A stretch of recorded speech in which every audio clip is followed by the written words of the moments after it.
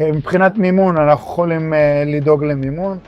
אם זה בן אדם שיביא משהו כמו 30-40% הון עצמי, ואת ההפרש אפשר לדאוג לו למימון של 60 תשלומים, בתנאים נוחים. בגדול, ארגנו מימון עד 250,000 שקל בסך הכללי, ללא שעבודים, כמובן זה תלוי בעל הפרויקט.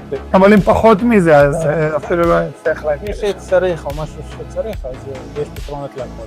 מה לגבי היתרים ששואלים? היתרים אנחנו לא אחראים לזה, כל אחד ידאג לעצמו במועצה שלו, בקיבוץ שלו, במושב שלו, בשטח שלו, מה שהוא צריך להוציא היתרים. אם יש לו אחוזי בנייה עדיין על השטח, הוא יכול להשתמש בזה כאחוזי בנייה. אנחנו יודעים להביא את זה עד המקום, עליכם לחבר מים, חשמל וניקוז. יודעים לתת גם אחריות. כל שאלות נוספות, תגיבו בתגובות. תרגישו בנוח. נענה לכם.